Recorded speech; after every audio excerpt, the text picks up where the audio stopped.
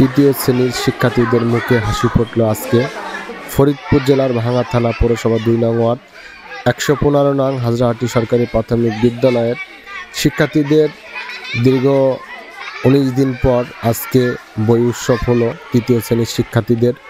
আপনারা জানেন প্রত্যেক বছরই জানুয়ারির প্রথম দিক থেকেই প্রথম শ্রেণী হতে সব শিক্ষার্থীদের বই দেন এবং বই উৎসব করেন।